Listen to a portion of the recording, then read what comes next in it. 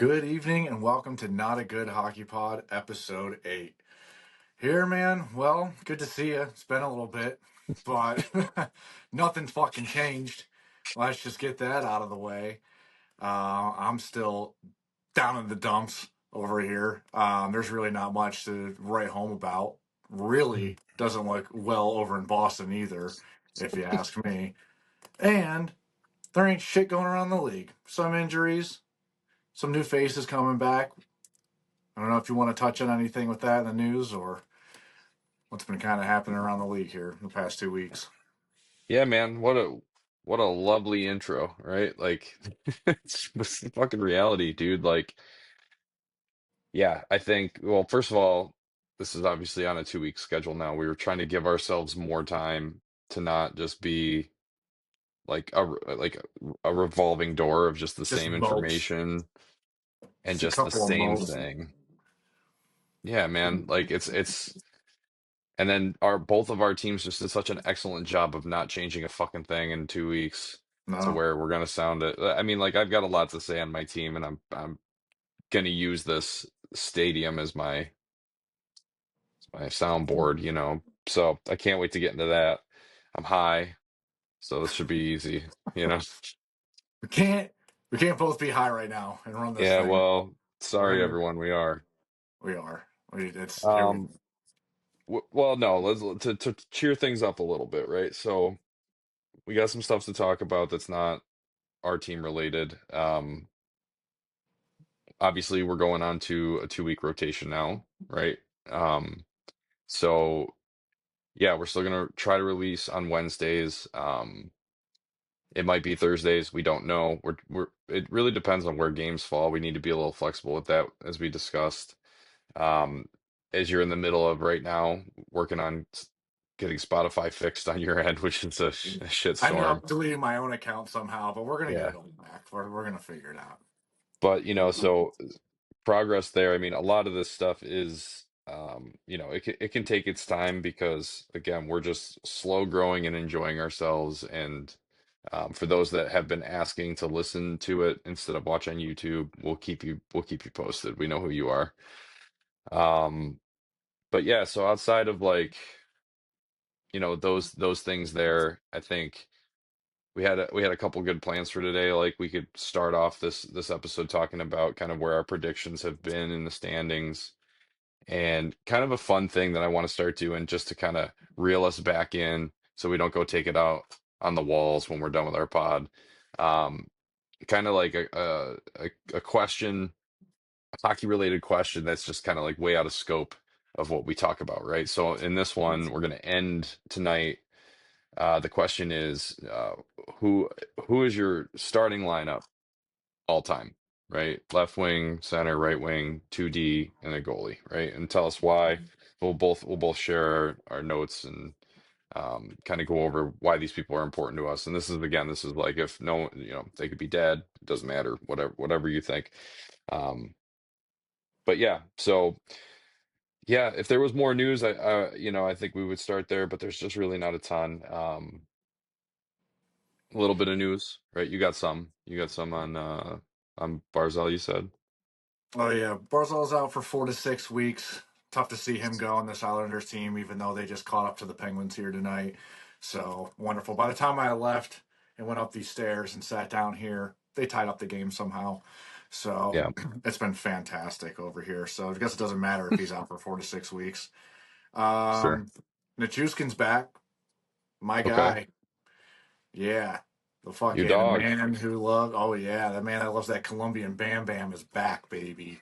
And that means the Avs are going to get a little bit better here too. So they're not going to be down in the gutter for too long. They're getting a little healthier. Lekkonen's back as well too. So they're kind of blossoming out there. They still got massive goaltending issues that they need to address, which I totally understand that world. Um, and then Macklin's back. So that's pretty cool to see him back. You know, that dude got banged up pretty quick and Yeah. then bounced back within what, like maybe 6 games lost or something like that. So good for him. Stick taps. Welcome back. Yeah, no, it's good for that team to have something to rally around because there's not a lot going on there, as you can see in the standings. Sharks are exactly, I guess, exactly where I put them. Yeah. You know, yeah, that's good news. I mean, I on the Bruins side of things, Tyler Johnson signed this morning, 1 year, 775K. Um, It's the same thing that Danton Heine did last year for us, where he was on a PTO for a bit, signed in into the season, but this one took a little bit longer. Not quite sure why. I think we saw what dog shit was happening earlier than we did last year, right? So, but either way, he played. I think he played tonight. I didn't notice him at fucking all like I expected, and the Bruins fan base is all excited for nothing. Who gives a shit about Tyler Johnson? No Yeah. one. I It's don't not. think. I don't think Tyler Johnson's excited that he signed. Like he's not, like He it's like shouldn't be. it's He shouldn't yeah. be. It's looking brutal over there. I actually watched a couple Bruins games here, and just to see, try to keep up with you and see if we're seeing on the same thing here. And my God, does it look? I mean, I know the Pens look bad in a lot of different ways, but like, Mhm. fuck, dude, they just look super disorganized. They can't really get anything going. I just don't see them taking over any team here. It's surprising that they are actually kind of moving back up in the standings here, though. We're sitting fourth somehow, but I mean, you got a bunch of dog shit underneath you, and that's basically what we talked about in that entire division. Those Yeah, two are just going to shift down there, and then Bruins are probably going to squeak by here. yeah, dude, I don't know. It's funny because like, both of our teams being on the East Coast, I think like when we started the pod, the conversation really around the Bruins maybe potentially being second in the league, or I'm sorry, in the division, Mhm. that seemed realistic at the time based on the roster, right? And when we were talking about the Penguins, yeah, I mean, I had them fourth or fifth. I mean, they're underperforming to what I thought, but I don't think that that's as much of a surprise as the roster my team had, right? So it's like the heartbreak for you guys is there, and warranted, but not super surprising, whereas mine makes no fucking sense at all, right? Like those, that's the difference here. It just makes no fucking sense. Um, we're talking about like dog water underneath this team, buddy. Our goal differential is, I think, last. No, so it's let me just see. So the Canadians would be worse, I'm assuming. Yeah. Okay. So Canadians are neg 18 on their goal differential, and sure, they're dead last. Um, They've and we're just fourth, but we're second with neg 12. And then so the teams between us and the Canadians are ascending, right? So Canadians, then Sabres, they're a neg 2 differential. Red Wings are neg 6 differential. Senators have a +5 rating. I think Olmark's starting to get a stride there. I think you're going to see them start yeah. making some moves. And the Uh, Sens, like really quick on that, they yeah. have always had that talent there that we just were talking about before too, where it's just like, hmm can they finally get it and not get injured? And once they're not injured, man, they can be a force. A little And bit of luck. Omar, like you said, and Olmark happening too, if he can really find his stride and really pick up a lot of these games alone, man, they Yeah. can be tough too. It's a lot of things Yeah, that needs man. to be grabbed at around there.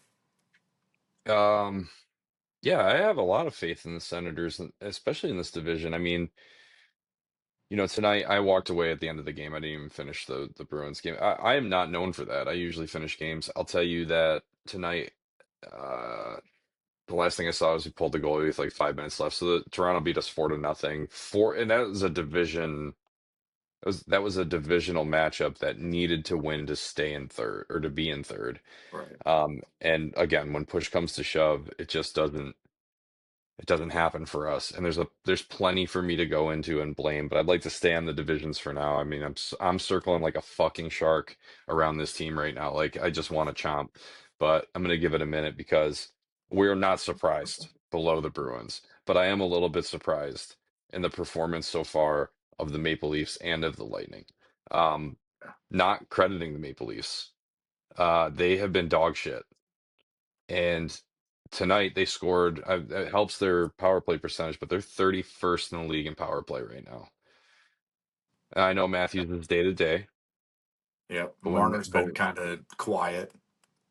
Marner's an assist king. Like he's feeding tonight, for instance. So yeah, he's not assisting on power plays if they're 31st, right? Like that's clear. Right. But again, he's never really been the triggerman on the power play anyways. So when you break that down and you want that playmaker that he is, tonight he looked phenomenal. I mean, we made it very easy for him. There was 12 fucking penalties in this game. Ooh. Like one thing before I even go down that road, yes, in a room with my friends or my wife watching the game, I'm fucking screaming at referees, but I'm not going to go on this pod and be like, "Oh, the refs blew this game for us." That is not the case. You know what? If the refs blow a game for you, they take away a goal or you go in the box, okay, win it again, do it again. It doesn't matter. Results matter. So I'm not going to sit here and blame them, but it was obnoxious. This game was obnoxious tonight. Toronto fans have a million reasons to be happy, but trust me, I didn't think that they looked any better than they did the game before when they were losing, So um, I'm a little surprised the Maple Leafs, whereas I'm even more surprised, and I think this is more coming around and patting you on the back. JG59 might be actually a fucking good hockey player, dude. Might Um, be. Just might might be. be, might be. I mean, Crazy how blind you are to this man.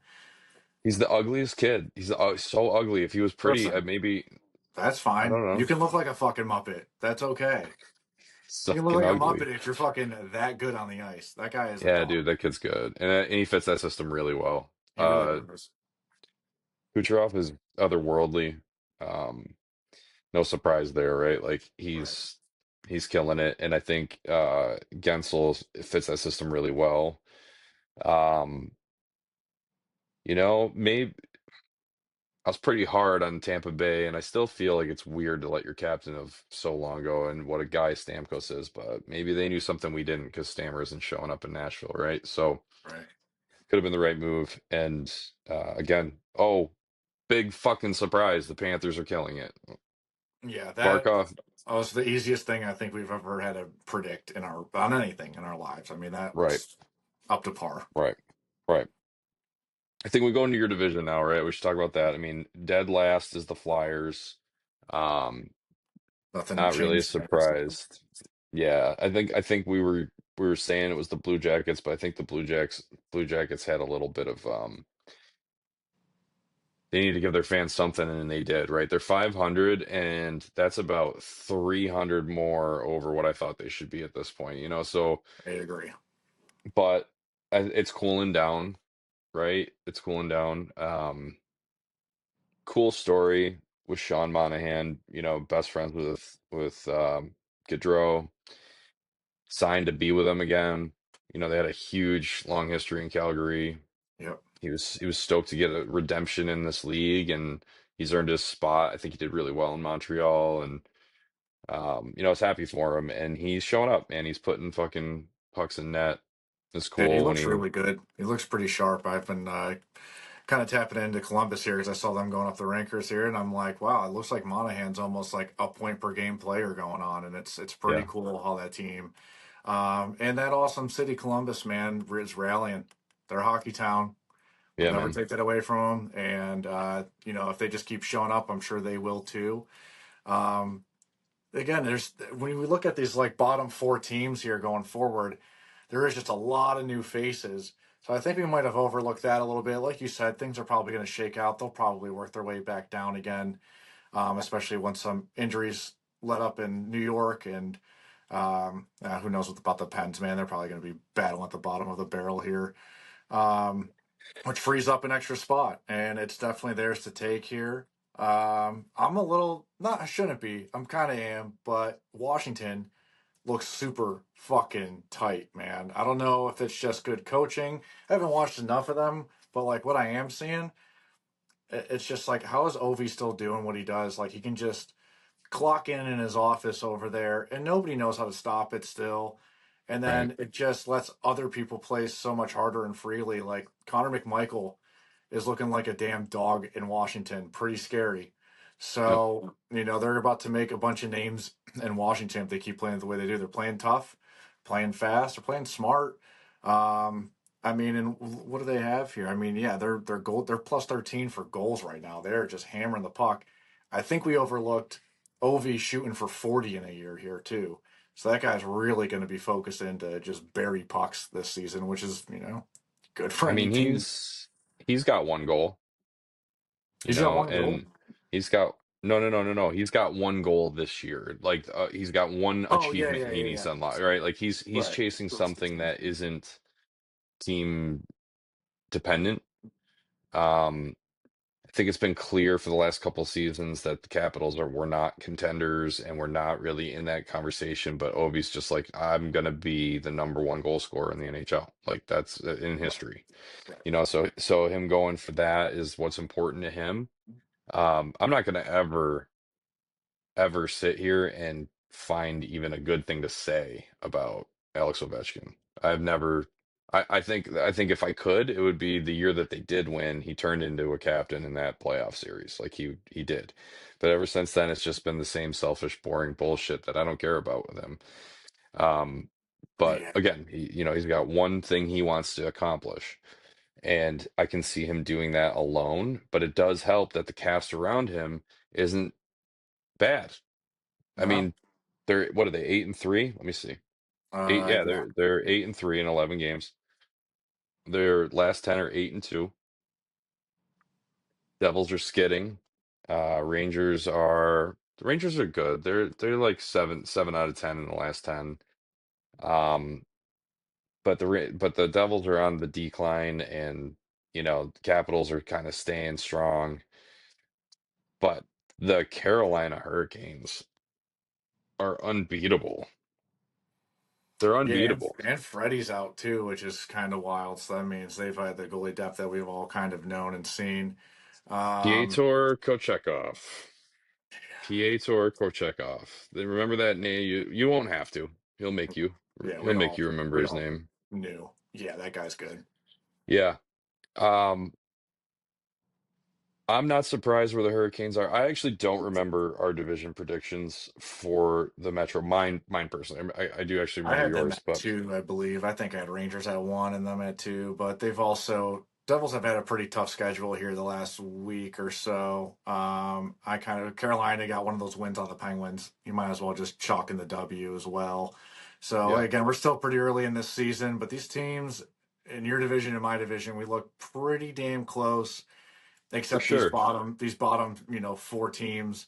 Like we are kind of saying, they're going to shift, they're going to get each other, and depending who they're playing and what their schedule's looking like, they're going to go up and down. But I I mean, it looks think like our person. top four teams are pretty solid. Well, I think too in the conversation, like I had the Islanders higher, which was rightfully so. Over the Blue Jackets. It's just an anomaly, and maybe in a month that pans out differently. I had the Penguins higher, probably more because you and my other friend are Penguins fans, and I kind of want them to do well. I do. Like, I don't want them to be where they are.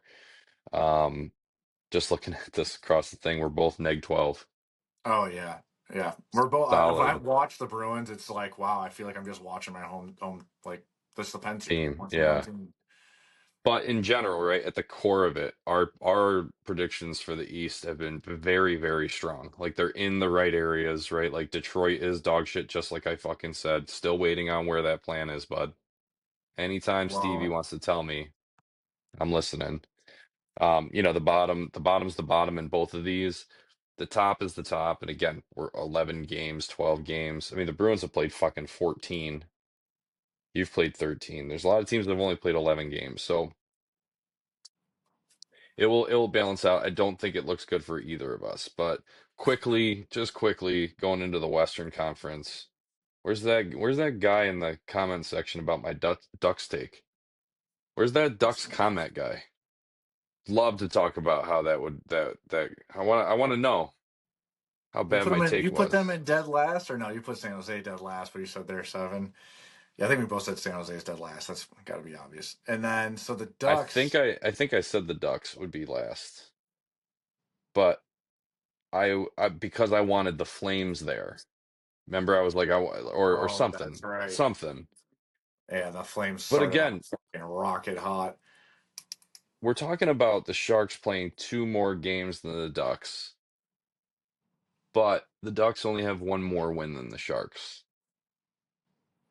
So again, Macklin coming back a little bit more fired. I mean, like the Ducks are just a fucking mess, and I Yeah. love it. There's I love it. they might. It depends on how that shakes out at the top. Kings are looking fucking rocket hot. Um, Love the yeah. Kings right now. What's up? Love the Kings right now. Oh Love yeah, them. me too. Like I told you that, dude. They're entertaining, man. They're fucking good. I called Finally, we're you. seeing some. Yeah, the coaching's pretty. They still their goaltending showing up too a bit. I guess they didn't really. Yeah, I guess they like I said they only have to show up for a little bit. I mean, Darcy Kemper had 16 saves the entire game last night. They're well structured up in front of them, Mhm. clearly, and they're playing fast. They're in your face, and they're defending their whole zone. So you can get away with just subpar medium goaltending with that. I don't know for how long, but it'll definitely keep you in the top four for if their offense and defense is playing the way that they have been. But they look Is exciting. well, that's it. That begs the question. And I was gonna say, I FaceTimed you when they were playing the Knights. I'm like, why the fuck you watching that? And you're like, because it's the only game on. And so when we hung up, I put it on, and I'm like, Jesus Christ, man. LA is actually defensively sound. They have a very interesting neutral zone where they move all five guys through. I feel like the third period of that game, all five guys were in the zone together, whatever zone it was. Yeah. That's just synergy. Like, I don't see that anymore on the fucking East. So it's I cool, thought I was dude. going to They're see more cool. of it last year. I saw a glimpse of it, man. But this team, they made there's a couple of things like on defense where I'm like, man, I guess maybe money reasons you had to get rid of like Dursey and stuff like that, because he was a good piece in there too. But it doesn't really seem like they Wow. miss him too much. Because I mean, god damn, Brant Clark looks awesome, dude. Yeah, that Like kid's I told Norris you. riding. I told you before the season, I said Brant Clark is because Doughty went down that first hit when we were talking about LA, and I was like, but there's this fucking guy, and this guy's not a joke. So, I mean, okay, the Flames are cooling off, no pun intended. Um, I think Good we're gonna one. start we're I think we're gonna start seeing them come back down to earth. The Yeah. Canucks are weirdly in a weird spot, but I think that they're still gonna be a top four team. Yeah, they look good. I don't know if the record they have the least amount of games played out of all the teams in their division, but they look decent. I think less those weak spots people are attacking, they're losing some games just because they don't have that goaltender really. Who they have now? It's like Yeah. Lankinen, I think, and I mean. Their goal differential isn't that great. They're not scoring like they were last year. I wonder if it really does catch, they can really go. They really don't have much of a different team. I I think mean, just having they do have a different team. They you're right, their core is intact, but their right. secondary scoring is all new. Like, so I think they'll find their way. I'm not too worried about them right now. They're 500 hockey right now. I know a lot of them are overtime points, but that's 500 hockey to me. Yeah. Golden Knights are exactly where I thought they would be, top of the pile, fucking being dogs. I mean, the funny thing is the Oilers. I can't. I mean, I know McDavid's hurt, Right. um, but before he was hurt, I fucking traded him in fantasy, dude. Smart move, it seems like, because I don't know what's going on with him. He's actually back skating, so he was out for a little bit, but not for anything to. I That didn't see him on trade, not for anything to happen. Nobody stepped up when he was gone. no one stepped up, and I think, well, so to that trade, because who the fuck trades McDavid off their team? This was like a everybody wins trade, in my opinion. There was so the guy that has lost the league 3 years, probably four in a row, gets McDavid, which is just funny because it's not Paul, and that's It's the not good. that's the best thing in the world, right? Um, the guy that gets McDavid lets go though of Neil Pionk and Connor Bedard. Two keepers, two absolute keepers for a long time. Now the play to the guy that got those two, and there's other pieces involved, but they're not important. The play for that guy was that he had four of the top five forwards in the fucking league, and he has nobody on D, right? So getting Pionk, who's ranked 15th to Oh, 20th it's every fucking year, yeah. dude, he's And as he's important as doing any so forward. well this year. He looks so good this year. I mean, yeah, well, we didn't even touch the We're Jets. gonna we're Jets. gonna get to Winnipeg because I got a lot to say about that team. Yeah, Um, but Pionk is he's the cheat code in that D slot in fantasy because yeah, it's throwing another forward in there that's like, so and then I got Nathan McKinnon, and it was a first three-way trade, and if you look at it, if you take away the names, because the names are important here, but take away the names for a minute, you got a guy got two keepers and two guys got high-end one keeper, right? right. So you could say Pat probably actually did win that trade, but he didn't get McDavid and he lost McKinnon, right? So it doesn't feel like he won that trade. But it's such a good trade. Like Right. all of it across the board is such a good trade. So a guy that had nothing gets the number one guy. The guy that had the number one guy gets a guy that can fucking help him get out of the holes that he's in. Right. And the guy that had the guy that I got a long-term piece and fixed his defense. It's just everyone was happy in that. You know what I Yeah, mean? and I think that's fair and fine and everything. But at the end of the day, the man who holds Nathan McKinnon wins this trade. If you ask me, that It's guy, it's weird it's that your you say that. because the rest of how your team's built too. That guy is just so dependable. He just does everything, man. He has peripherals.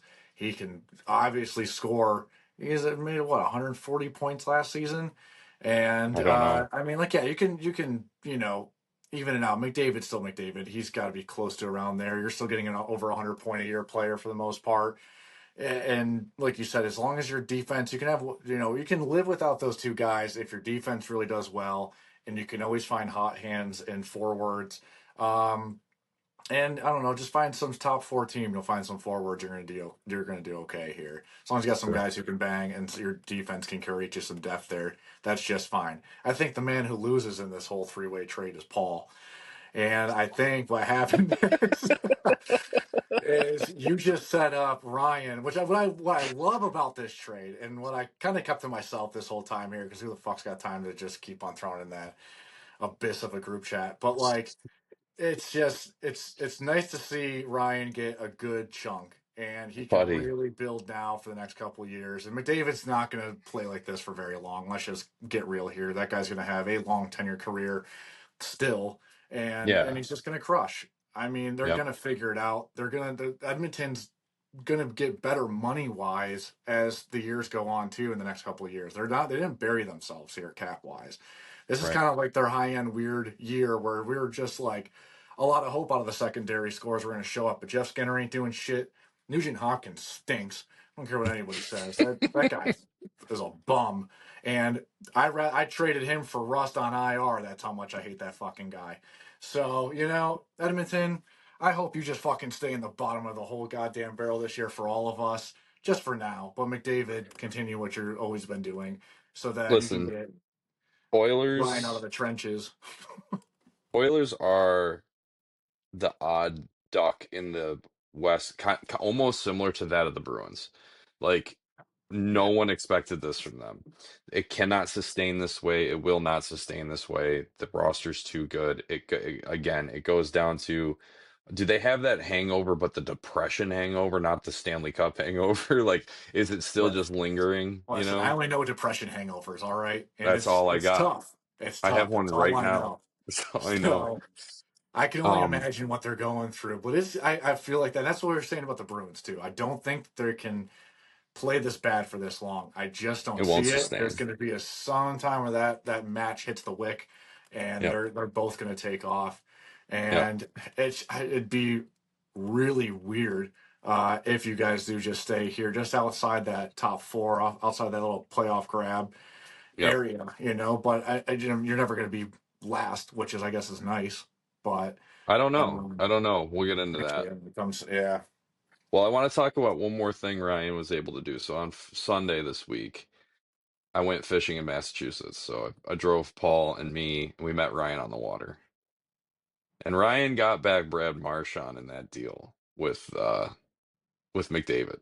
right? So he got That's and right. and Marshawn is trash, just garbage. Yeah.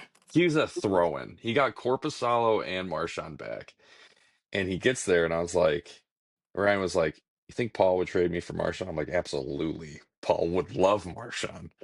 Well, this motherfucker is fishing, and he goes, "I'll give you Sebastian Aho and Brad Marchand for Sidney Crosby."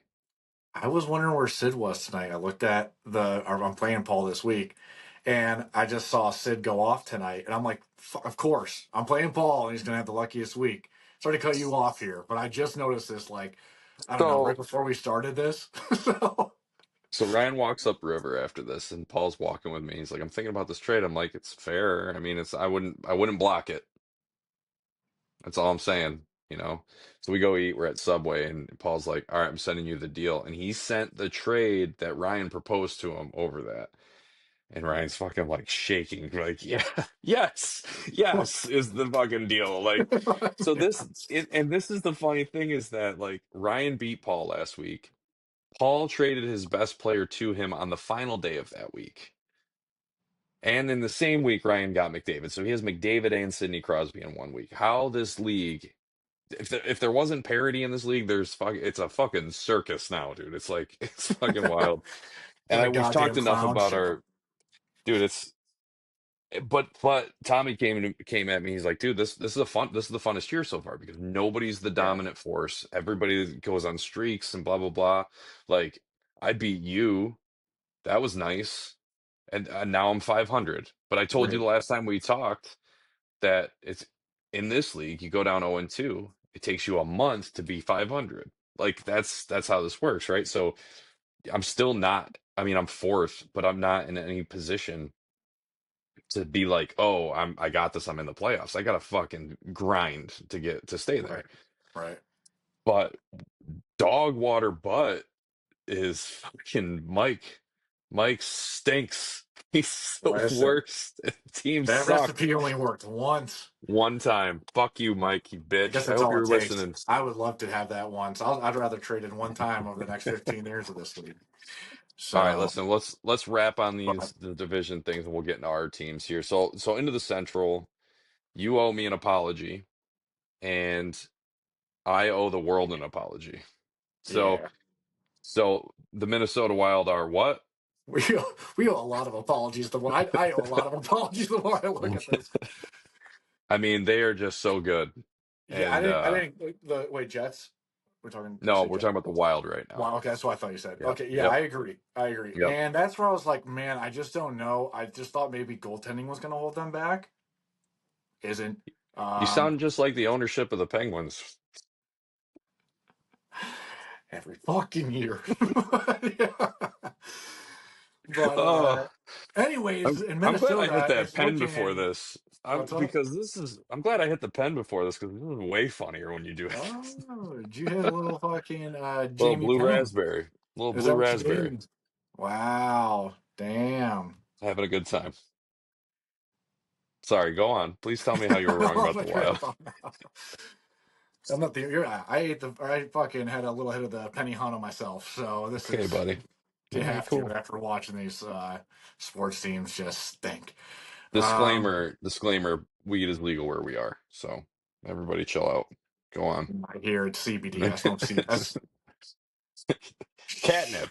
It's that catnip. is Don't worry about what I'm oh man, it's Delta 8. Um All right. We gotta wrap. We um gotta wrap this. So Wilds, Yeah, yeah, go. yeah, yeah. We'll pick it up. But yeah, I mean, they just look fantastic. They look strong all the way through. Yeah. Again, just guys that you kind of didn't know if they were going to find their place in this league, were going to carry it. But man, they just look. I mean, Kaprizov looks. That's what I did say a couple weeks You ago. of course, of That guy's course. hitting his stride. He's hitting that age when I was like, saw that he's 24 or 5 years old. I'm still shocked when I talk about this. I said this like 3 times this week. I'm like, and this kid is going to be around for 17 more years. Thank God Hmm. because he's just so good. He's just one of those Hmm. guys, and now I understand why Minnesota might have been right on the brink all these past few years. But that Hmm. kid is so unbelievable at the hockey. Hmm. And then they have toughness. They're getting grit. Hmm. Felino's hitting everything out there. It's awesome to see. Hmm. Hmm. And I think that's what they realized within themselves. They probably thought like, "Hey guys, fucking everybody's kind of dogging us to take a step back this year." They're like, "Fuck that." Right. Like, and I thought that their goaltending and a little bit of their bottom of defense was just going to get let up. We'll see if it shakes out. Again, super early here, but I One mean, loss, man. one loss.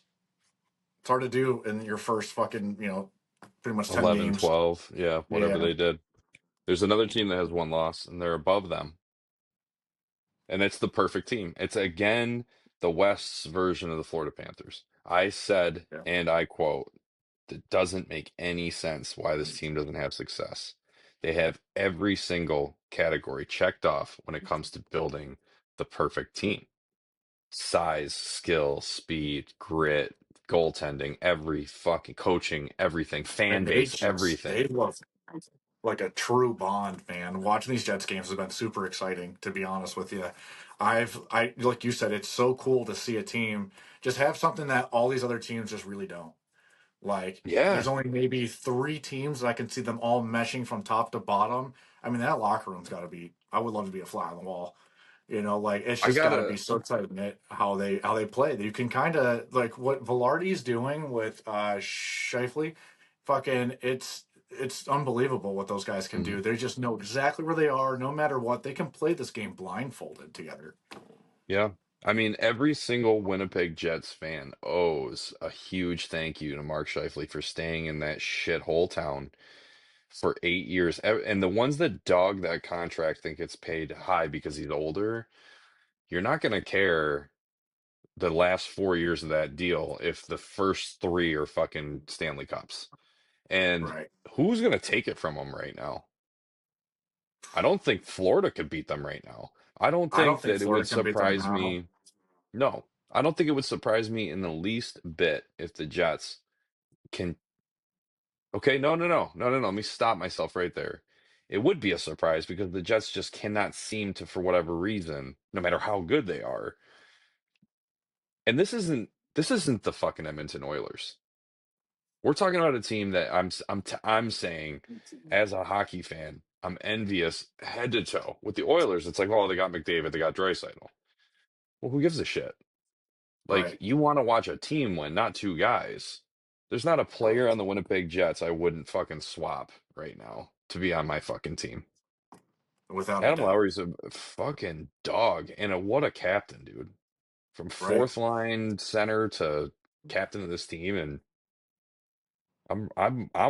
dude, let's go. White out. I'm done, baby. Is Jets. that what we're Rip this doing? Are shit we off, swapping out? dude. Are we Are jersey we swapping Jets now for the guys? Jets? I Welcome to the listen. Jets podcast, where we talk about how much I want to fucking be with Mark Scheifele for the rest of my And life, I can't dude. remember what the fuck I said yesterday, clearly against that team either. I thought they were, again, going to stay like, I think I had them like four or something like that. There's still time for the Avalanche to bounce all the way back. And that's why they couldn't get over that hump. They were playing we're seeing in the Jets right now is what I saw in the Avs just like 2 years ago, even last year, last few years. But then, I'm gonna, I'm gonna apologize publicly. The Dallas Stars are better. yeah, water's wet. Fuck.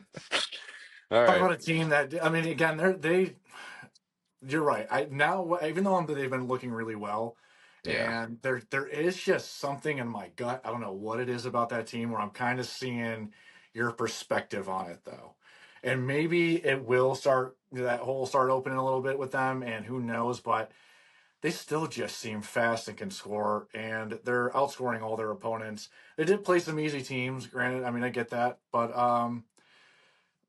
I mean, I they're don't know. definitely a There's top no four easy. team in this division for sure. But man, who gives a fuck when you have the Jets looking the way that they are? Good I'm all luck. in on them. Good. I'm You all in have on to. them.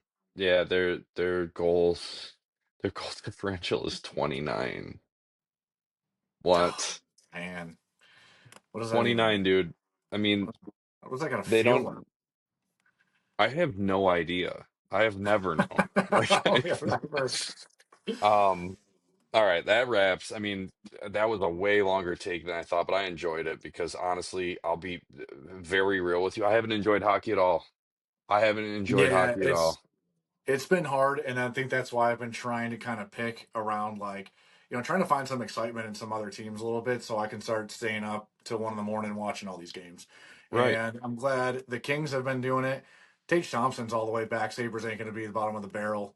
Listen, keep an eye out for them. They're looking fast and good, and their goalies are looking a little bit more confident. I'm not saying they're going to be a playoff team or anything else like that, but I just don't see the Sabres being, worse than the Red Wings this year. And I think the Sens are going to do what they do and get injured. And Montreal just stinks. The Pens have been whooping their ass, so they look awful. So at least we got that. We're not Canadians fans. Hey, or Hey, Flyers. we get to live another day after that thought. Or Flyers. Let's let's dive in, man. You But, take it. You give me your Penguins take, and I've got some things I want to talk about with the Penguins too. Um, before I just literally rip this fucking Boston team to shreds. It's well, up to you. it's gonna kind of just do that, and I always enjoy listening to you just fucking hate your Boston Bruins. So I'll finish out on that high note, Sure. because not much has changed in Pittsburgh, and I don't think it's gonna change for this year in our talks much. I mean, Sidney Crosby's that whole fucking team. Whole team. I mean, Lars Eller looks really strong, but like again, there's just something around on their wingers that are just like not doing anything. They have.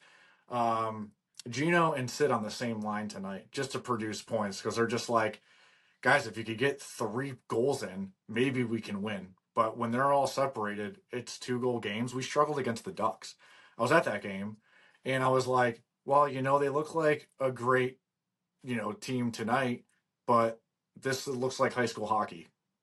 So All I'm right. like, this isn't really that great when I'm trying to get excited that they're doing well on 5-on-5s, and they actually had some fight in them for once. And Mm, it was a pretty scrappy game. Every game's difficult. I don't care if you're playing the last fucking place team or who you are. Every hmm game is a long season. It's going to be tough. But when I was really trying to study with that Ducks team is, are we even going to play down to these? Like, we have to win every single game that is against these dog shit teams. That is your only hope because they can't be any contender. They have looked so slow and disorganized and timid against any contending team. Carolina blew them the fuck out. When Calgary was on their streak there, blew them the fuck out. They lost 5 out of like 6 games. And I think they've lost 7 out of their last 8 or something like that, or 9. So it's just not going to get any better. I might have to start pounding the table of just like get rid of the coaching staff. Something mm. has to give. I don't know who can get to Carlson to start giving a fuck. I know he's looking like a point. Uh, you know what? That guy fucking sucks. That guy Okay, fucking I thought you were gonna say sucks. like, wait a second. Yeah, he's No, getting a point per no, game, but it's no. it's again, it It's doesn't it doesn't show the true matter. story with him. It doesn't No. matter. It's not enough. I His one assist is nothing. I honestly I was rooting for that to work out. Me too. Me too. You I know what thought I he may mean? have had like a weird year last year, not getting along with coaches, just taking a step back after his 100-point season, whatever, new system. But there should be no excuse right now. You're getting paid $11.5 million, and I feel my fucking neck getting tight talking about it right now. Hmm. It's Hmm. fucking infuriating watching that guy. It got real quiet in there. A lot of people left on that Halloween night, and you can hear my voice echo. Fucking Carlson, I'm gonna put you in a goddamn home. He looks slow. He looks fucking old. It's just you can't play defense like that on this team. You're not gonna win anything. It's gonna cause for a miserable season. Again, we're wasting the greatest fucking hockey players of all time the last few years, and that is just why I can't get out of that. But then I have to like rope myself back in, and it's being like, you know what? I still get to watch him play. That's my only Yeah. like thing that I'm going to keep on dancing. I get to watch the guy. We're here just to watch him. I'm paying 160 fucking dollars a game just to watch this guy with nobody around him. It's nuts. When you're putting Gino and him on the same line, and when both of them are in year 35, it's not going to get any better, dude. So like, it's very difficult to watch this team. They did make some front office changes. Who knows what can happen with that? I doubt it's going to be anything different because you can't move a fucking $11.5 million contract. You can't move these guys around. There's really nobody else to go and snag that I can think of that you can make these deals with. So maybe better luck next year. But their losing Ugh. streak's crazy, dude. It's so bad. Um, the shining hope with them though is our goaltending without Jari not looking too shabby. Ned Lundqvist Ned looks good. he looks really good for how Hmm. young he is. He looks really Hmm. confident. And Ned's looking a lot more like Hmm. just present. Like watching him, regardless, they still got a lot of shots, a lot of awkward, just bouncing pucks, and he just knew where everything was. That guy just seemed laser focused, and what more can you ask for when everybody was kind of like, we don't know about you, or you're just kind of there to keep on paddling the boat, maybe. You want to rely on your goaltending to get you that save when you need it. But when they do it 5 or 6 times, they get you that save when you need it, and your defense just cannot show up for them. Those pucks are going to go in, and Oh, you're not going to uh, last at all, dude. You're going to get ran the fuck over in this league if you play like that. here are the defensemen that you need gone: Eric Carlson, Chris Ryan Letang, Graves. Ryan Graves is honestly probably going to the Hall of Fame. So Carlson, Letang, Grizzlick, and Graves need to get off this fucking team, and you need to just find some Jeremy Lauzon-esque bullies, That'd be great. bullies, Shens, these guys, those types, like, and just bloody anything that comes into your zone. That's it. That's I don't it. even. That's all I've you need never to seen the do. Pens do that hockey. It's been fucking No, it's 15 never years gonna since I've. happen. It's never gonna happen there. And the sad thing is, better luck next year. I just don't believe that. I look at the contract lengths on these players, and I'm like, yeah, bud, sorry, but no, there's no one Mm, that's gonna buy them now. They're not gonna buy them next year, no, and they're not getting younger. no. My It's my question for trash. you, my question for you on this team, and I was saving this because I wanted to ask this, and I want you to really put some thought into this. Team continues on this trajectory. Is it more important to you to have that guy or for that guy to go win a championship somewhere else and you get back as much as you possibly can? I I don't. it's tough, but think I've about it. I've put in some thought into this, and it was an intrusive thought, but I don't need much time to think about this. No, he's not fucking going anywhere. That's my guy. He's this town's guy, and he signed here True. for a reason. And Sidney Okay. Crosby's not going to go. He already won every piece of hardware multiple Right. fucking times. It would if he goes to Colorado and he does something special with McKinnon. It's the only thing that I won't, and probably this whole town won't get mad at because it's so understandable. But no, I'm that guy's going down with this sinking ship here with me, and he ain't Okay. going nowhere. And I wouldn't want him to go anywhere. And he's the only person that puts asses in seats Sure. in that arena, anyways. So they're not going to let him go anywhere. Right. And why, after 20 years, would you move No. anyways? I So it it's just it's a hot topic, but it's something that I think because I'm not emotionally invested in it, right? So from my perspective, I can look at, well, you can get the farm for a guy that's going to be 41 when this contract's up. we're going to sign him again. He's going to be So, 65. Can't wait. well, while your captain keeps signing all the way till he's 65, mine hit his final fucking day on the ice, I hope, because I'm over it, you know? I believe it. I had a couple things here about him. Yeah. And oh, dude, you guys like Yeah. what lost what 5 out of your last 6? We can. Oh, I'm so excited to hear what you got going on here because you got two goalies that are under 900. You got fucking They're Marchand, under who's they're under 870. oh god, dude. Oh, so I guess maybe I should start with this then, since this has been the hot topic in Boston here. Because I did have a question for you. Is this where we Hit fucking me. start putting Swayman's head on a spike outside of the Garden, or when do you get loud? Do Ooh. you give it even time to pick up? I thought I was pretty loud when I said don't sign this fucking child to this contract. But since they did, and I don't get paid by the Boston Bruins to make decisions, he's my guy now, right? 8 years, young talent. He is a good goaltender. I don't know where it is, but he's not the only reason this is happening. I will say he is a big part of it. He's fucking trash right now. Couldn't Doesn't stop look a good. fucking beach ball, dude. He's trash. Uh, Oh, oh, fuck this. All right. Uh, There is, okay. Okay. So this team, there is a divide between Boston fan base. I noticed from watching pods and people I respect a lot. Like, so there's a kid I respect on YouTube. Everybody that watches this, if you don't know him, it's low quality Bruins fans, I think is the name of it. Kid's really great. He's actually listened to our stuff before too, and he's had nothing but positive things to say. For me personally, I'm not an analytical guy. I don't use analytics a lot, and he does. And I kind of think I go over there because I want to hear things that I don't research myself and hear why those things are important to a fan.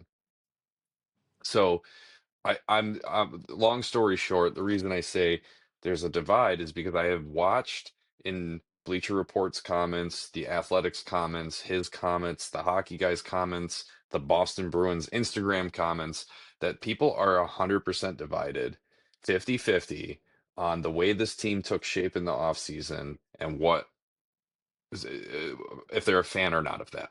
Okay. So analytically, this guy does not believe in the acquisitions that we received.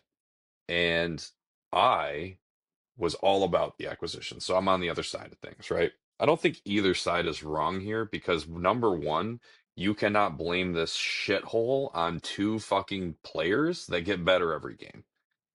Whether or not the contracts are good, that's not for us to decide. It's for them to show us if it was worth it or not, right? Like that's any player. yeah, But they are both getting better every game. They're not perfect. No, Elias Lindholm is not Patrice Bergeron. And if anybody that's a Bruins fan is waiting for Patrice Bergeron to come back, you're never, ever going to get that player again. It will never happen again. That's over with. That's the point. What makes him so important is that there can't be another. You'll never have another Sidney Crosby. You know what? Your franchise had Mario and Sid. And guess what? They're not the same. Like they're not the same. They're completely different. right. And so if that's what you're waiting for from Elias Lindholm, you'll never be a fan of him. You'll never Yeah, be, no, those two you can't right? compare. You No way. can't compare them. No way. But when you get a guy like Elias Lindholm that spends his entire career imitating Selke candidacy and trying to be a responsible two-way forward, and you put him on a line with turnover machines, you're fucking setting him up to not look that hot. Right. This scotch tape bullshit that this fucking moron of a coach has been putting together, I've had it. First of all, I'm not a Monty guy. That should be clear from what I How just can said. you be? How can you I be? Did you can't. see that he showed up? His whole coaching staff showed up like 15 minutes late to a practice after you guys got your asses fucking clapped. So I like, and then the team showed up like 15 minutes after that. And I don't know if you've ever been in a professional work setting, but that's so unacceptable, especially when you're getting fucking beat every goddamn night when you're out there. It's just, when I saw that, I was like, that's everything I needed to know about this team, and that's why they're not doing what they're supposed to. And that's where I started thinking we got a team that still has some solid talent. They've shown it. Why aren't they meshing? Even though there's not some names, what I saw at the end of last year, they can do it for the Pens. You know, they're again, I said they're not utilizing Michael Bunting. So like you need wingers to start utilizing them in the right way on your team. Hmm. And then it can start maybe taking off. But until then, it from what I'm seeing, it starts at coaching. And Monty looks bad, dude. Hmm. Like showing up 15 minutes late to your last practice when you lost like 5-1 or something like that. Like that's insane to me. It was 8-2. 8-2. Yeah. I stopped watching at like 5-1. Yeah. So yeah, Yeah. that's crazy to me. So I could, being the fan that I am and having a pod and a platform to talk about the Bruins, I could literally cut into every single person. I've said this a lot this week to a lot of my friends. I've wanted Don gone for a long time, but not for this. This is not the reason you let go of Don. There's 70 things in the past that you let go of Don for that you didn't, but it's not this. And forward group, painting the picture. We got a year older team. The core is together, and there's literally one or two additions in there. And what has been proven with Bergeron's absence and Krejci's absence, there is one forward on this team that you need to worry about. And any fucking Bruins fan that tells me that losing Jake DeBrusk made this hole bigger, you don't know anything about hockey. You just don't. Because even though not one fucking player on the Bruins right now can do a goddamn thing right, Jake DeBrusk isn't your fucking answer. So I don't want to hear those keyboard warriors coming at everybody saying you missed JD now. No, no, I don't. No. I think Elias Lindholm moving over from center to wing is the same fucking player in production. All Right. you got was what you needed because what you came in with was people that you should be able to rely on, and you now apparently can't. Brad Marchand better not get an extension. It's done. Dude, why would you? Why would you? Thanks for the He's not memento. even having fun, man. He's not even having fun. Like, how can you be? He's, you can just see he's like two steps behind. He's trying, he's trying. He's never gonna not try. The guy's a dog. Right. He he needs Bergeron to be good. I've said that his entire career. And people have looked at him like this 30 goal scorer. No, no, no, no, no. That was a perfect line for 5 years that made him look really good and inflates those numbers. He is a great left wing. I love Brad Marchand, man. But you know what? Put the Thanks a fucking lot of us. dog down when it's got tumors in its head. You know, like it's just true. Like, do you want it to sit there and suffer? He had 3 off-season surgeries this year. Every year he has 3 off-season surgeries. That can't be good for Yeah. you. You it fucking can't be. Anyways, we'll get right to the core of it. The defense is slowly getting better. I know it sounds like a Yeah. positive thing, but I mean, better from nothing is still just eh. Right? Like Yeah. it's getting better. Zadorov is finding his game, and I'm liking what he's bringing to the table. Andrew Peeke got hurt tonight. That stinks because he's been pretty good. Hampus Yeah. fucking Lindholm, dude, does not get enough credit. No. He's And he's he he's should. so good. He's so Yeah. good. My favorite fucking players in the Boston Bruins are David Pastrnak and Charlie McAvoy. And I don't think that anybody would really argue with that. And Charlie McAvoy sucks at hockey right now. And if he was in a room with me, I'd be like, dude, wake the fuck up. What are you doing? It's embarrassing how bad he's playing. And Brandon Carlo's worse. Brandon Carlo's always been worse than McAvoy. So if you're dog shit and you're worse than dog shit, that's bad dog shit. That's diarrhea dog shit. And That's I hate diarrhea it. dog I shit. hate it. I hate it. But it is slowly starting to get back together. I this weekend, instead of watching the Flyers game, who dude, I wake up excited to watch Flyers Bruins. I fucking love watching the Bruins just Oh, crush the Flyers. It's my favorite thing. I like it as much as I like Toronto in Game 7. It's my you had me in favorite the thing. first set there. I thought you No, were no, no, six. no, no. I hate the Like, Flyers so much that I love those games. You know what I mean? Like right. Okay. and I just woke up. It was a 1 o'clock game. I had the day off. My wife was working. I had all this space to myself, and I went to Sierra and bought a bunch of fucking stuff. Like I just didn't watch the game. I went to Bass Pro. I went to GameStop. I did everything but watch that game That sounds pretty because sick. it was sick. And they went ahead and they had a shutout. And I was reading the fucking Bruins chat, and everyone's like, "Nice, Freddie, yeah, Freddie," and like all this stuff. I'm like, "Get those duck boats fired up, boys. We beat the Flyers." Like, are you fucking kidding me? So then the next day, we're fishing in Massachusetts. On the way home, I'm streaming the game. I'm not really watching, but I'm listening, and we get another shutout, back-to-back shutouts, and it's Seattle. And I'm like, again, this is good. Let this momentum build. This is great. Back-to-back shutouts, back-to-back games in 2 days. Take that into Toronto and take third, and then you're on to something. And tonight they just went right back to where they were. 0 goals against um, Toronto hurts way more than 0 goals against anyone else. Without Matthews, without Austin Matthews there. Yeah, that's Now, in tough. all fairness, the Toronto Maple Leafs have the perfect game plan against the Boston Bruins, just like every team does. What, Hey, show up? just get when you Lace get on up? the ice and you see 2 8s, all 5 of you circle him and beat the shit out of him. He was boarded, he was slashed, he was dropped, he was buried in the net, he was fucking bombarded tonight. Here's the game plan. Playing Boston this weekend, boys. What are we going to do? Find 88, and all of you flock to him because everyone else that's on the ice is not terrifying at all. Like everybody stinks but him. And every fan is like, oh, he's a turnover machine. Monty fucking benched him in the third in the Seattle game because of a turnover. What more do you fucking want from him? That He guy has sucks, dude. I David already hated your Pastrnak. coach. That's crazy. David Pastrnak legitimately is a point of game player where there are guys in our top six that have 0 goals.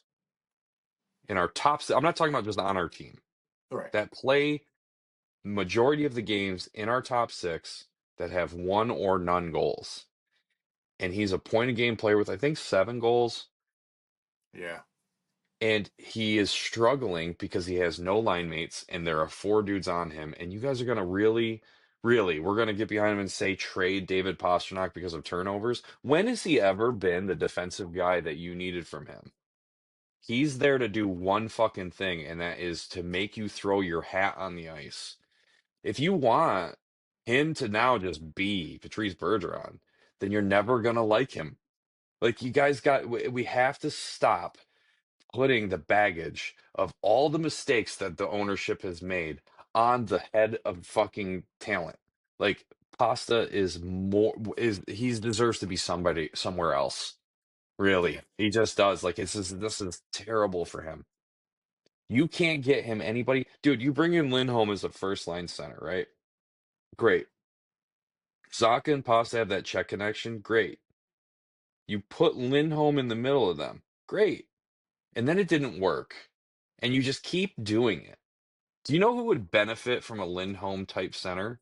I don't know. Brad Marchand, who had Bergeron his whole career. Just the last 2 games they started playing together. They're fucking 13 in. I hate this coach. I fucking hate this coach. I want this guy out. He is not the right coach for the system. And I Clearly don't not. even know what the system is, but he's not the right guy. I guarantee it. He has lost the respect to when you walk over and you punch Marchand in the shoulder and he doesn't even fucking look at you, you got no respect in there. Get the fuck Right. out of here, I dude. almost forgot about that. Yeah, I had that hit here too.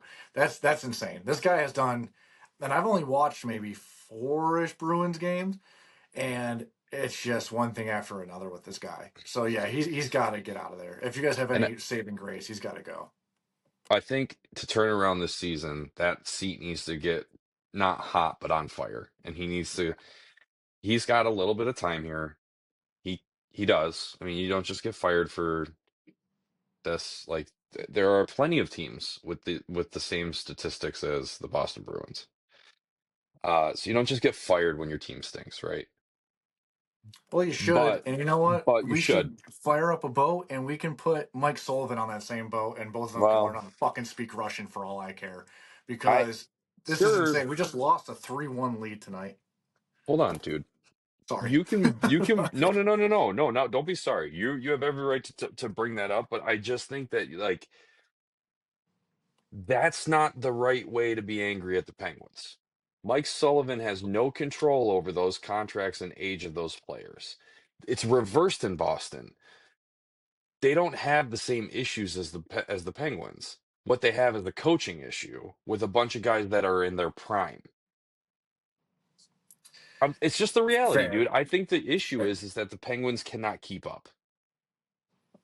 And I don't know. There is something just fundamentally wrong there, where you have all these guys that have so much hockey knowledge that I don't give a fuck if you're that old. I've seen them turn it up. They still have some speed. They can do something. They got caught with too many men on the ice the other night. Like it was just against the Ducks when it shouldn't even have happened. They're just clearing sure, pucks. sure, but I mean that's a coaching error. But you had a too many men call in a Ducks game. You didn't have 15 in a series. That's what I mean, Monty did last year. yeah, you Like, guys there's a are way different, more of a there's dumpster fire. But it's yes, we are because there's the expectation is higher, and Monty should be better. But here's the reality: Monty didn't coach the first year. Bergeron did. And then whatever happened last year, hint, hint, goaltending, when you have two Vezina caliber goalies going and they love each other and are happy, who would have thought that would work? Then you win, then you do that again. But at no point has Monty dealt with adversity like this. And now that he has no fucking clue what to do. I cannot, for my sanity, talk about the way this guy treats Matt Patra tonight because I am literally white knuckling it right now, even saying Matt Patra.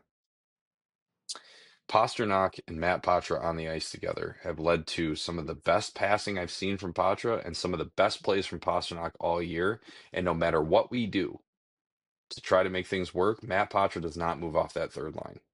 We had Mark Kastelik on the top line in one of these Saw that. games, Yeah, I saw that. and Matt Patra was still on the third line with fucking Morgan Geeky. Hey, what are you doing this weekend?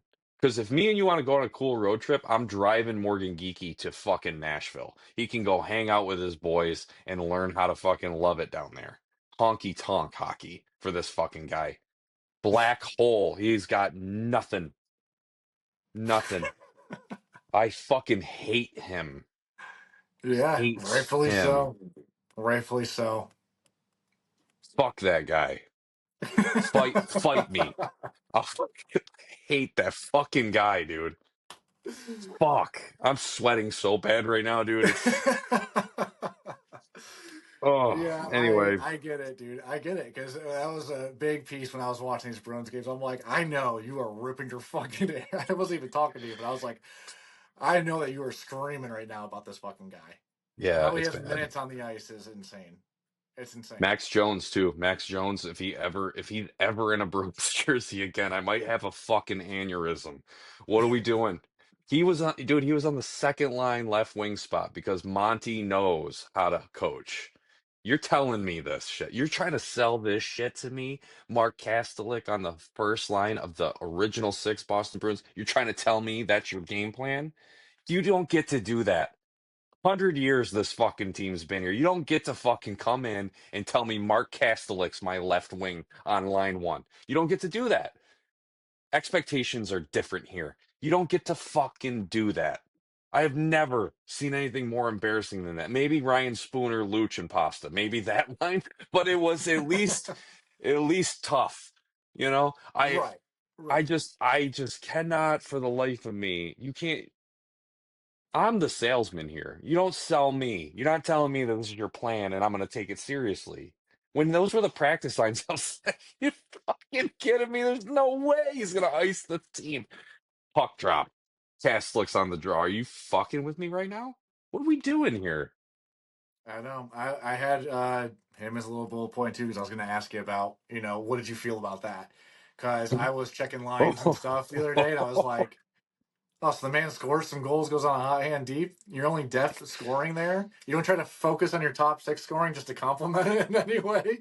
I was like, you're just saying like, No, it means you looked at your fucking your sheet and you sat down. And you're like, well, he's doing well. Let's see if he just creates some points up here.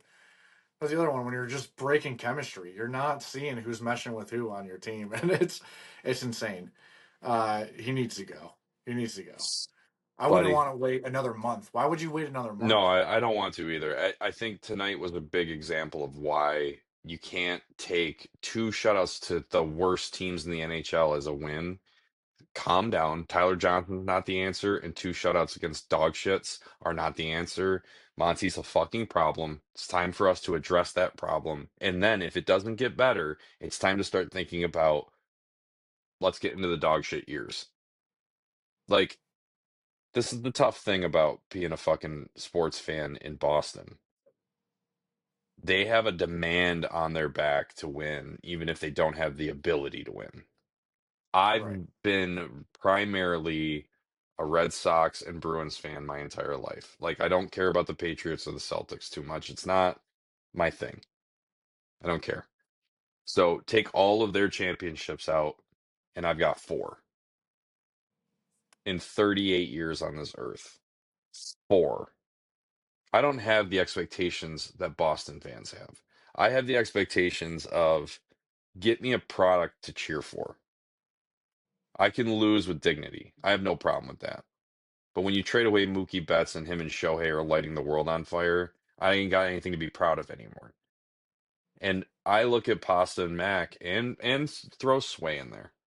And I go, that's a good core, but you've done nothing right in assembling the pieces around them. So if Monty goes and nothing gets better, then it's time to start adjusting for some picks and some prospects. I want a whole new scouting department. I want a new general manager. I want a new coach. I mean, our drafts outside of Dean Letourneau, since McAvoy, I can't tell you one that's panned out. Name one. I can't. I mean, like, I Yeah, don't know of any. Like, we have Lorai on the team. He's getting scratched every other. He didn't play tonight. Like, yeah. I'll say I haven't seen Patra, him either. if Patra is such a great pick, then why can't he move up off the third line? I mean, I mean, I know that he's a good hockey player because I know what the fuck I'm looking at when I watch hockey. Apparently, the coach of my team doesn't. But hey, you're telling me with the ice time you're giving him that he's not worth a damn. So there's two ways this can go. You fire the coach and you see if this season's salvageable. If it is, you add some wings and get rid of some of the dog shit prospects that are never making this team, and you just get some Tyler Toffoli-esque guy. I always use him as an example because he's just the right guy. Dude, he's like Nyquist. Like you don't care about having Nyquist on your team, but he's gonna put 5 goals in a fucking Stanley Cup run. Sure. And he's gonna fucking lay down and take a puck in the mouth and yeah, that's the guy. Like that's the kind of guy you want. You don't want to spend on the Taylor Halls again and the fucking Bertuzzi's again and all those things. You just need those guys. And if it doesn't get better, Charlie Coyle's got to go. Brad Marchand can't be extended. Those are two big pieces right there. I'd love to see Trent Frederick be here a long time, but Trent Frederick right now has 1 goal. Right. Yeah. And maybe before we sign him to a ridiculous contract, we evaluate what we really have with him.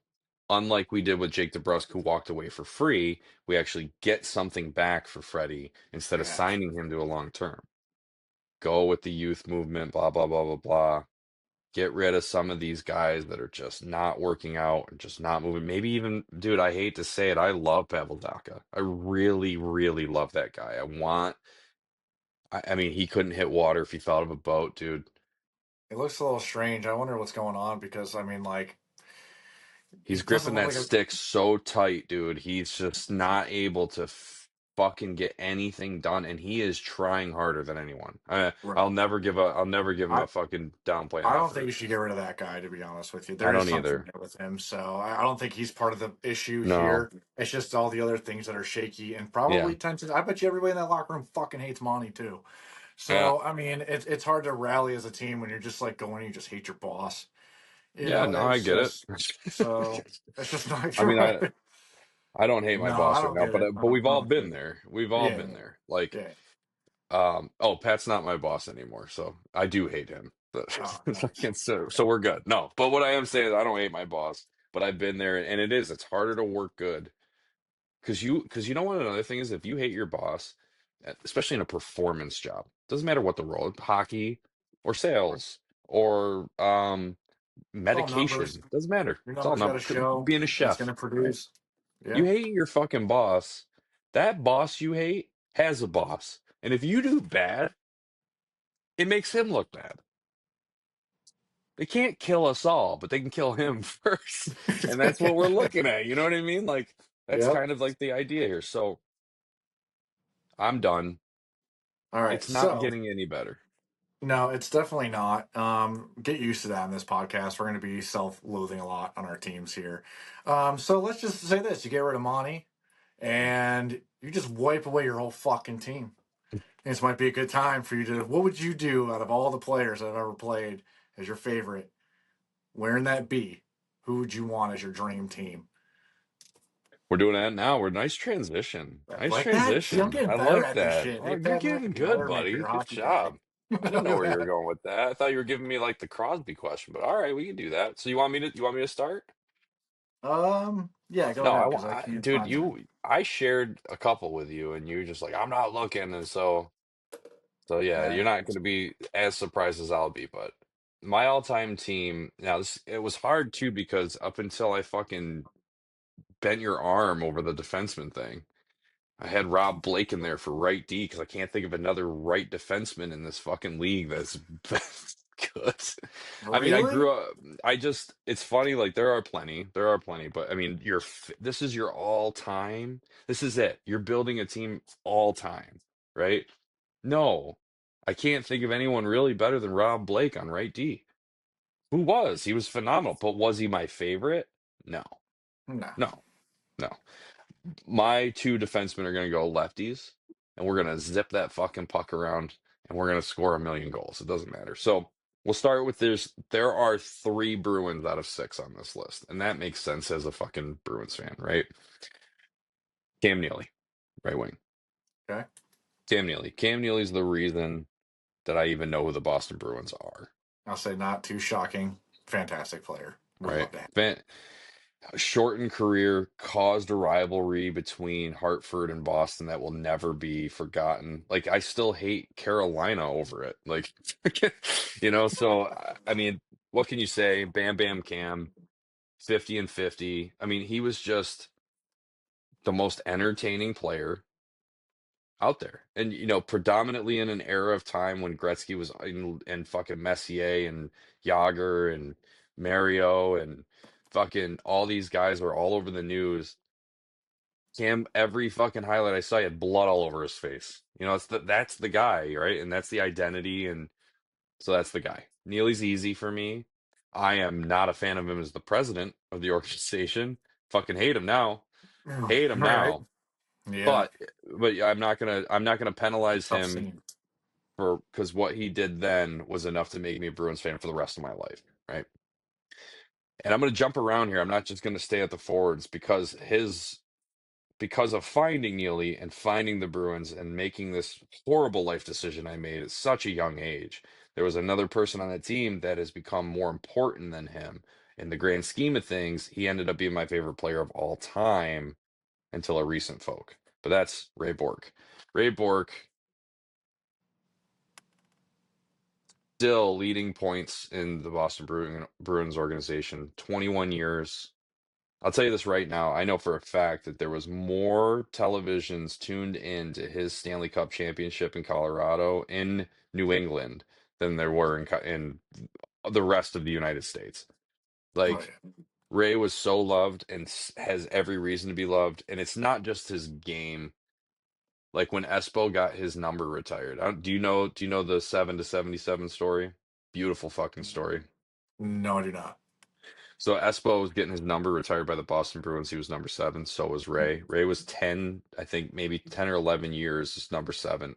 Already the alternate captain, on his way to the captain.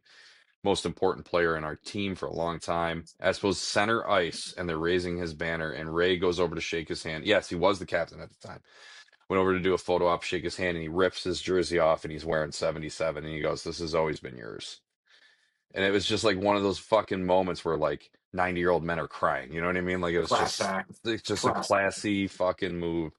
And so Ray will forever and always be same level as the next guy I'm talking about. And these two are without a doubt my all-time favorite hockey players, and that's Patrice Bergeron.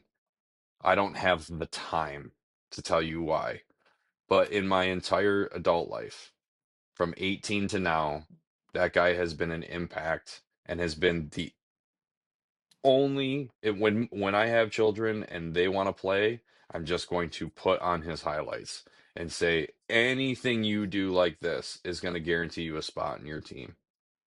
And he's just a class act and he's perfect. He's just the perfect person and the perfect hockey player to me. All right. We're off of Bruins. I'm not going to go any further on the Bruins, and now there's three other ones. So left wing, Paul Kariya, man. I All right. fucking love Paul Kariya. I I have I love me always some Paul loved Korea. I Man, you know what was great is that he was really hard to watch here because of the West Coast stuff. Well, I mean, hockey in general was impossible to watch back then, anyways. When you It got was little really hard. glimpses of highlights, or you got your Sports Illustrated in, and you're like, "Oh man, Paul Korea poster." Guy's a It dog. was always a dude. It's so funny you said poster because I think I only know who Paul Correa is because of a throw-in poster. Like, Yeah. like, and when you How any get, of us you do. remember, like, you get like a baseball card of a guy, and for some reason, you're not attracted to him sexually, but you're like, this is the guy. You don't Oh, know I anything about was. it, I totally right? was. But what I mean is, it's a feeling when you're a little kid and you got a Mark McGuire, right? Maybe you've never seen him swing a bat, but you look over and you're like, "Whoa, home runs!" And now that's just your guy. He's just your favorite baseball player you never watch. Paul Correa is one of those stories that I found out about him because of like how cool he was, and it led me to him.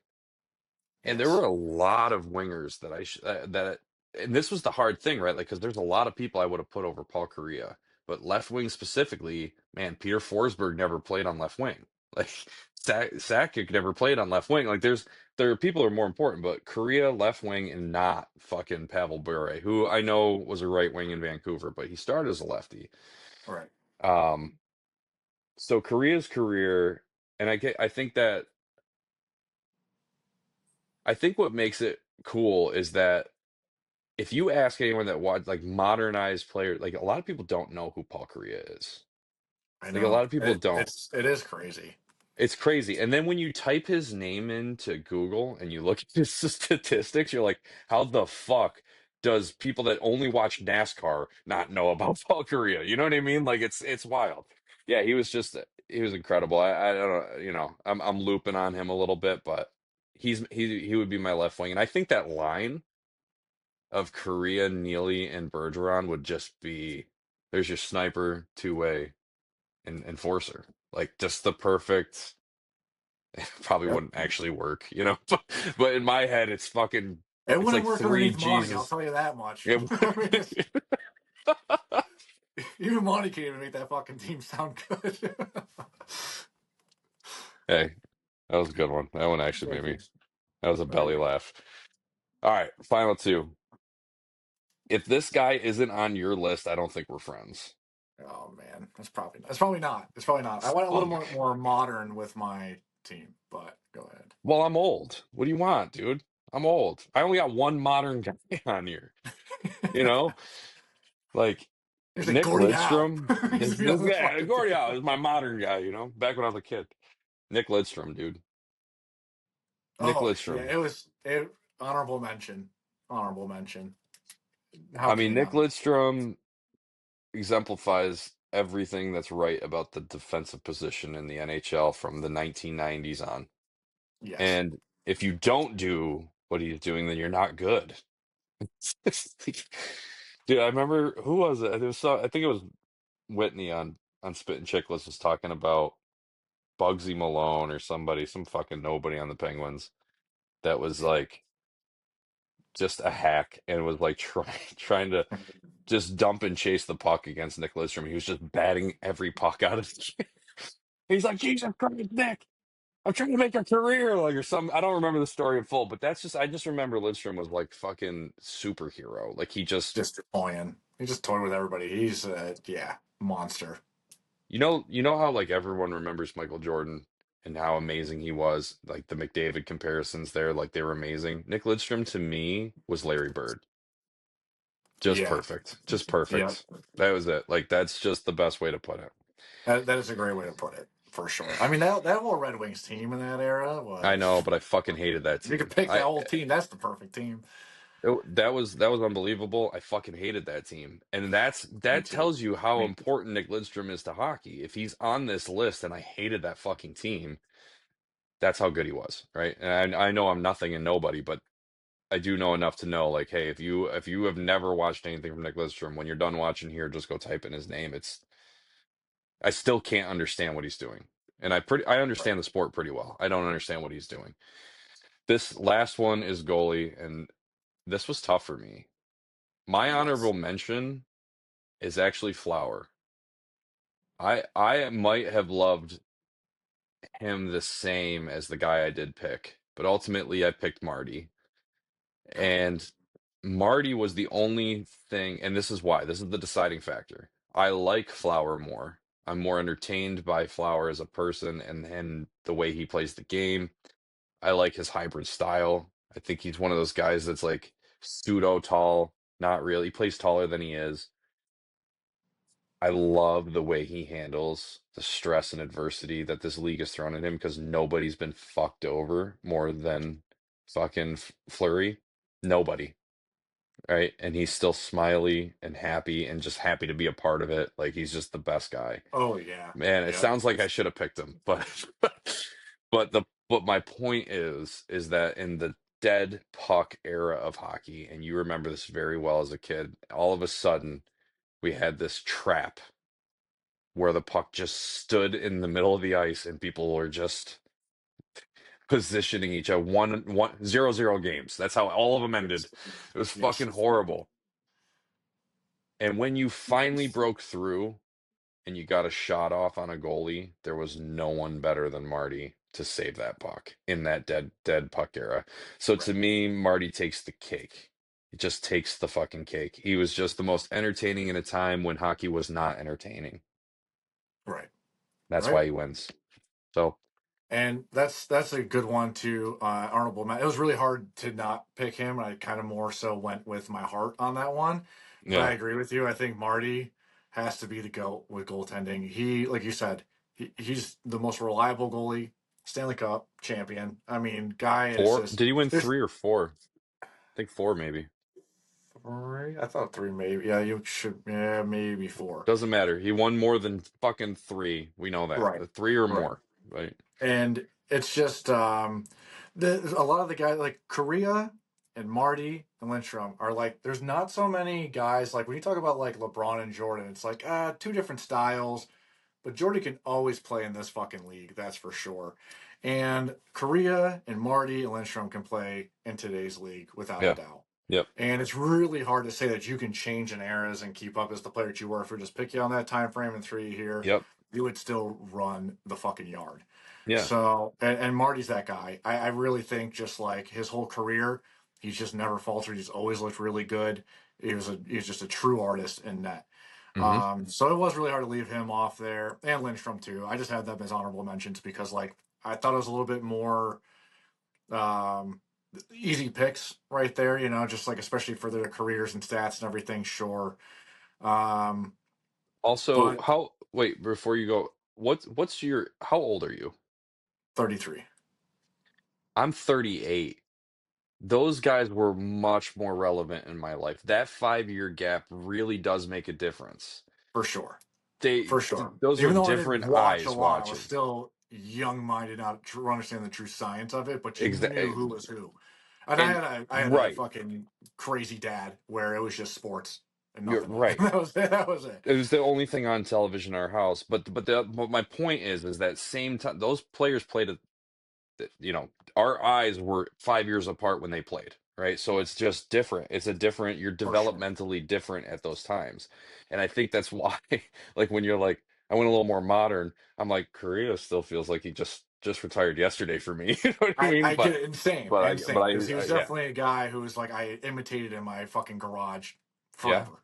yep, It's like, absolutely, absolutely, so, and I was out on the street with a Marty Brodeur goalie mask, just painted of course, myself, you know. yep, So you're gonna have that, but you are right. When you are, I mean, what does that make you then? So you're probably like just in pre-teen era going yeah, into it, yep. of course, When because that's that's when it all really you took did, off for the obsession. Was to get around like 10, right, 11, the game starts making way more sense to you.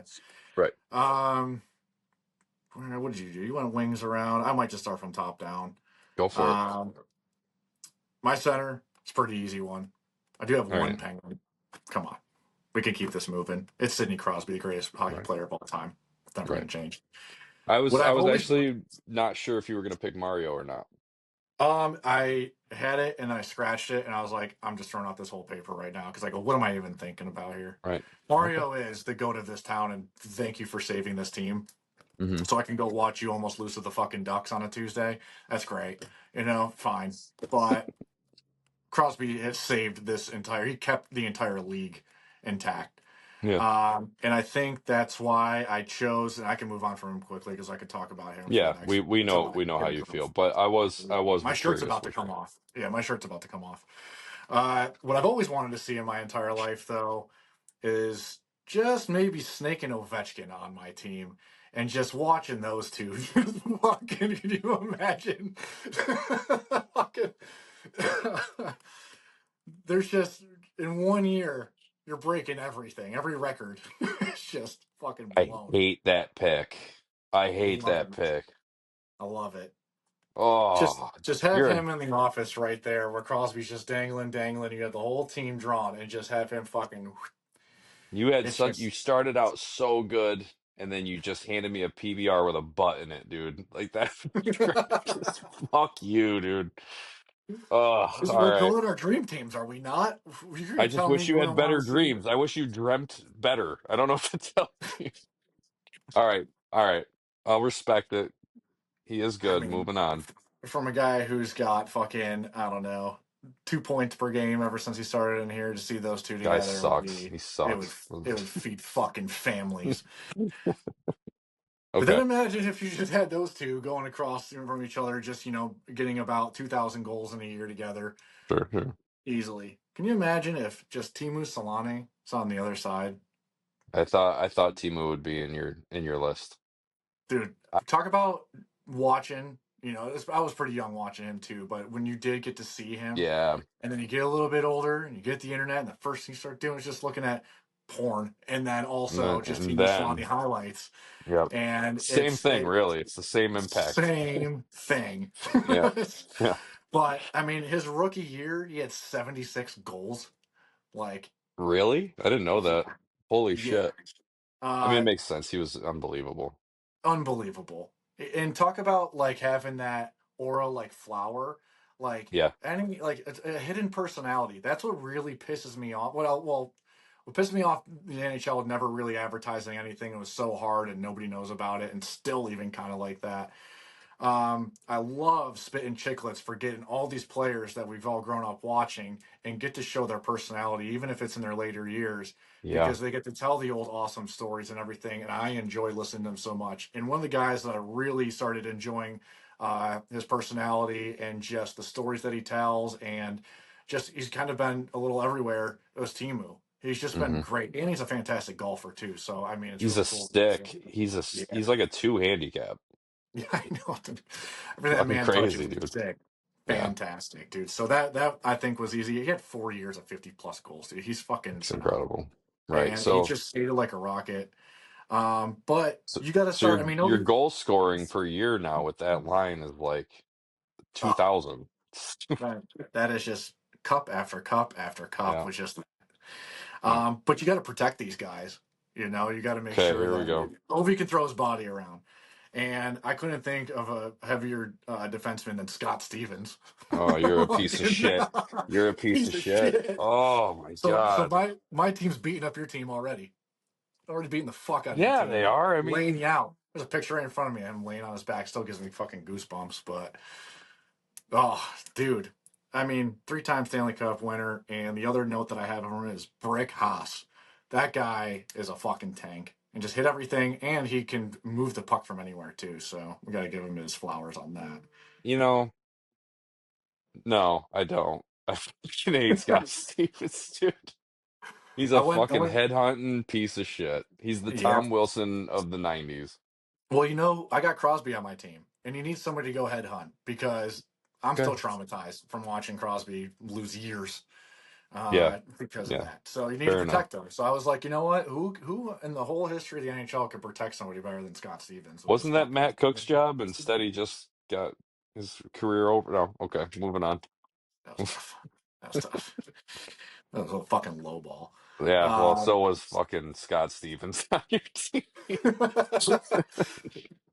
it's I had that pick before you called me, and the only name that I did hear you drop is Paul Kariya. I'm like, all right, we're gonna save it. We're but then you do need your offensive defenseman too, and I would take modern day on this, and I want Cale Makar on this team. Holy Um, shit. yeah, overlook that one. Guy's an alien. Why wouldn't you want him on your dream team, dude? I would take him pretty much over any defenseman um, of all time. It's just hard I to guess pick it's over. you're right. It's so yeah, I mean like he's a right D. He's better than Rob Blake. I would easily sit here and say that Cal McCarr would be a better right D to have. but I still just think the body of work isn't there for me. But I totally respect you throwing him on there. I think it was the right Right. move for sure. Right. And He's yeah, got some years still to go, and he's I don't see him slowing down by any means. But as little as he looks, he's fucking tough. He's not afraid of anything, and he's an extra forward on your team. It's really insane. yeah, he's amazing. He's an The guy amazing just player. floats. He just floats out there, and Yeah, I got to watch him. His whole early years, he didn't skip a beat. That man's been league ready since the day he was born. yeah. Um, and then He's so young. He looks like he was just born. Like yeah, there's a fucking yeah, child out there. that man looks like he's just about to get his driver's license. It's I know. insane. Oh, But for him, I honestly do forget how many years he's been in this league though, like five, five, five, six. six. He has I don't know. 325 games played. He has 353 points as a defenseman. 8, 16, 24, 32. So 4, 5 years. He's 5 years, probably in his fifth season. fifth season now. Okay, Yeah, that's right. It's just his defensive production that he can do is just unbelievable. I honestly yeah, like out of all these guys, I can talk about Cale Makar forever. He is one of my yeah. favorite hockey players all time. Alien, You really need to add to the collection here with his jersey on it. And if alien, you can dude. get past any of those guys, if you never touch the puck, good luck getting that puck past Patrick Waugh. It's just Oh my not God, I happening. fucking hate you. I want my You goalie have to beat your ass literally too. I don't fucking. I'm not playing around three here. three of my least favorite fucking players on your team. No wonder I fucking hate you. It Yeah, makes yeah. sense, dude. You're that guy. Oh, PBR with a I'm button here to it. fucking just score goals and beat your ass. I'm That's what my drinking whole team is built Modelo, for. having a Cuban that my brother-in-law brought, and you're slugging down a PBR with butts in it. That's the difference. Sure am. Sure. Sure am. I mean, that's a good team. It is. I just fucking I hate. have the WWE Attitude Era. This whole fucking team. Yeah, But I really wanted to go with what's up. your team is China. Yeah. All right, go on. I'm sorry. Well, I Whew. also I kind of forget, but I mean Patrick Waugh. I stole a beer out of his mini fridge, so I felt like I owed it to him to put him on my team. Fuck yeah, man. He's probably you're even. Yep, You're yep. even, dude. This definitely adds up to that. And then, oh man, it was really hard to leave Sergei Zubov off this team as well too as an honorable mention. Oh, fuck. I forgot about Zubov, especially in Dallas.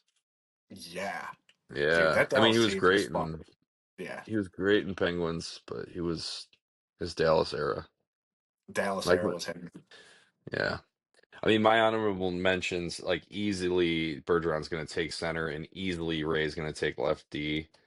But my honorable mentions for center, it's tough. It's Madonna or Sakic. Like, I know it's funny that Gretzky or Mario or they were never really even a contender to be on my team.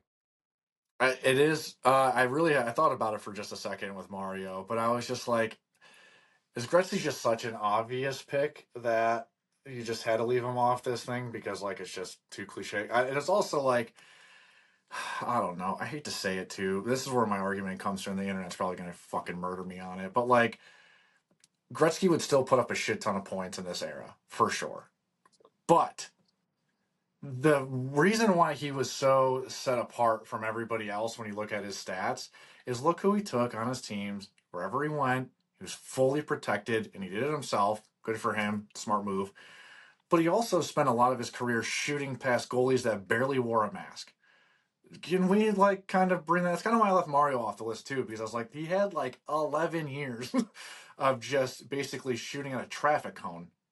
I mean, it's kind of tough, and I really just would rather say like there's better players and better eras of hockey when it was either just way more tough just to get past them to score a goal, or modern day era where like the science is just so unreal, and you're getting kids from just completely all over the world that's has proper training since the day they touch skates.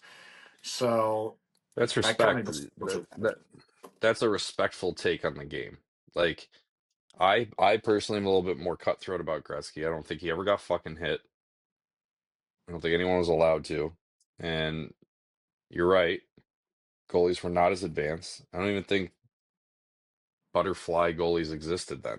You know, everyone was 5'4", Grant Fuhr, Andy Moog, little boys. You know, Yeah. just fucking, just Yeah. like this. You know, so it was different, and I don't think his game would translate the same. I don't think those numbers would be the same today. I think he was slow. Gretzky was slow. He was methodical, but he Yes. was slow.